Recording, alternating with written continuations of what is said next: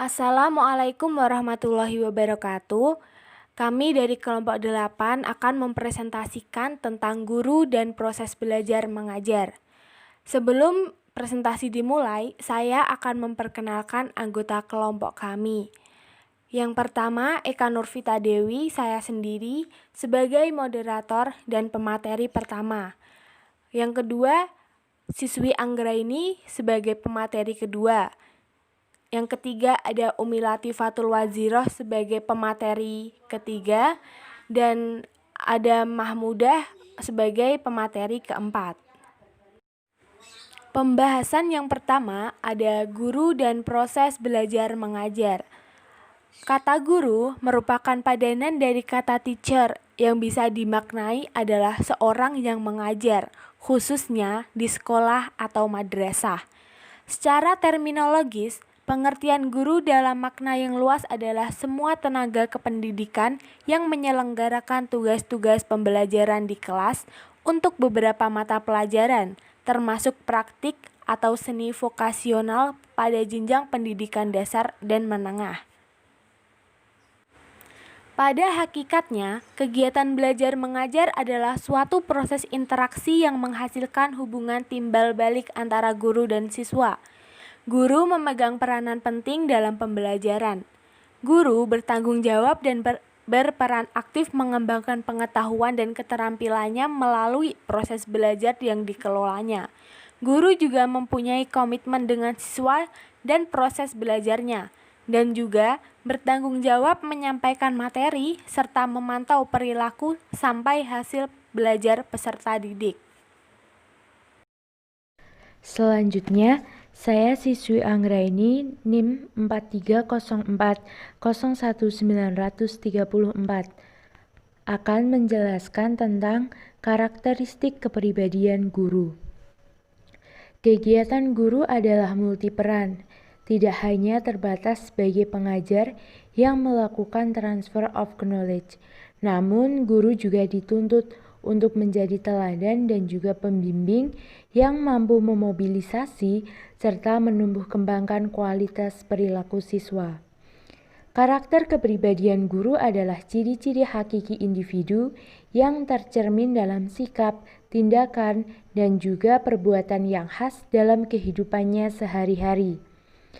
Ciri-ciri khas ini ditandai dengan sikap keterbukaan psikologis bagi guru dan perwujudan perbuatan serta tindakan yang nyata terhadap fleksibilitas kognitif guru terhadap siswa. Oleh karena itu, setiap calon guru dan guru profesional sangat diharapkan memahami karakteristik atau ciri khas kepribadian dirinya, yang sangat diperlukan sebagai panutan para siswanya. Karakteristik kepribadian yang berkaitan dengan keberhasilan guru dalam menggeluti profesinya meliputi yang pertama yaitu fleksibilitas kognitif guru. Fleksibilitas kognitif atau keluasan ranah cipta merupakan kemampuan berpikir yang diikuti dengan tindakan yang menandai dalam situasi tertentu. Kebalikannya adalah rigiditas kognitif atau kekakuan ranah cipta yang dihadapi ditandai dengan kekurangmampuan berpikir dan bertindak yang sesuai dengan situasi yang sedang dihadapi. Yang kedua adalah keterbukaan psikologis pribadi guru. Hal lain yang juga menjadi faktor yang turut menentukan keberhasilan tugas seorang guru adalah keterbukaan psikologis itu sendiri. Keterbukaan ini merupakan dasar kompetensi profesional atau kemampuan dan kewenangan melaksanakan tugas keguruan yang harus dimiliki oleh seorang guru. Guru yang terbuka secara psikologis biasanya ditandai dengan kesediaannya yang relatif tinggi untuk mengkomunikasikan dirinya dengan faktor-faktor eksternal antara lain siswa, teman sejawat, dan lingkungan pendidikan tempatnya bekerja. Ia mampu menerima kritik dengan ikhlas. Di samping itu juga ia memiliki empati, yakni respon afektif terhadap pengalaman emosional dan perasaan tertentu. Selanjutnya, saya Pemateri ketiga, Umi Latifatul Waziroh, NIM 430401936 akan membahas mengenai materi kompetensi profesionalisme guru. Kompetensi adalah kemampuan atau kecakapan, sedangkan profesional artinya mampu melakukan pekerjaan, sehingga dapat disimpulkan bahwa guru yang kompeten dan profesional adalah guru yang piawai dalam melaksanakan profesinya. Berdasarkan Undang-Undang Republik Indonesia Nomor 14 Tahun 2005 tentang pengakuan kedudukan guru sebagai tenaga profesional memiliki misi dalam mencapai tujuan sebagai berikut, yaitu mengangkat martabat guru, menjamin hak dan kewajiban guru, meningkatkan kompetensi guru, memajukan profesi serta karir guru, meningkatkan mutu pembelajaran, meningkatkan mutu pendidikan nasional, dan meningkatkan pelayanan pendidikan yang bermutu. Dalam menjalankan kewenangan profesionalnya, guru dituntut memiliki keanekaragaman kecakapan psikologi yang meliputi kompetensi kognitif, kompetensi afektif, dan kompetensi psikomotor. Yang pertama yaitu kompetensi kognitif atau kecakapan ranah cipta. Kecakapan ranah cipta merupakan kompetensi utama yang wajib dimiliki oleh setiap calon guru dan guru profesional. Pengetahuan ranah cipta dikelompokkan menjadi dua kategori, yaitu ilmu pengetahuan kependidikan atau keguruan dan ilmu pengetahuan materi bidang studi. Yang kedua yaitu kompetensi afektif atau kecakapan ranah rasa. Kompetensi ranah afektif guru bersifat tertutup dan abstrak, sehingga amat sukar untuk diidentifikasi. Namun demikian, kompetensi afektif yang paling penting dan paling sering dijadikan objek penelitian dan pembahasan psikologi pendidikan adalah sikap dan perasaan diri yang berkaitan dengan profesi keguruan. Sikap dan perasaan diri ini meliputi A. Self-concept and self-esteem atau konsep diri dan harga diri guru. Yang B yaitu self-efficacy and contextual efficacy, efikasi diri dan efikasi kontekstual guru.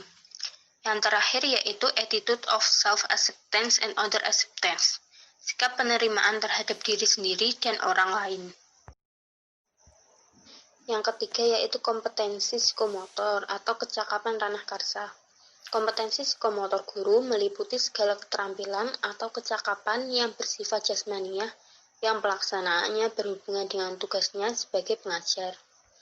Guru yang profesional memerlukan penguasaan yang prima atas jumlah keterampilan ranah karsa yang langsung berkaitan dengan bidang studi garapannya. Secara garis besar, kompetensi ranah karsa guru terdiri atas dua kategori, yaitu kecakapan fisik umum dan kecakapan fisik khusus. Kecakapan fisik yang umum direfleksikan atau diwujudkan dalam bentuk gerakan dan tindakan umum jasmani guru seperti duduk, berdiri, berjalan, berjabat tangan, dan sebagainya yang tidak langsung berhubungan dengan aktivitas belajar. Sedangkan kecakapan ranah karsa guru yang khusus meliputi keterampilan-keterampilan ekspresi verbal atau pernyataan lisan dan nonverbal pernyataan tindakan tertentu yang direfleksikan guru terutama ketika mengelola proses belajar mengajar. Perkenalkan, nama saya Mahmudah. Saya akan menjelaskan tentang hubungan guru dan proses belajar mengajar. Dalam proses belajar mengajar atau PMB, terdapat beberapa metode yang digunakan oleh guru. Metode yang digunakan antara lain yaitu metode ceramah, tanya jawab, diskusi, eksperimen, dan yang lain sebagainya.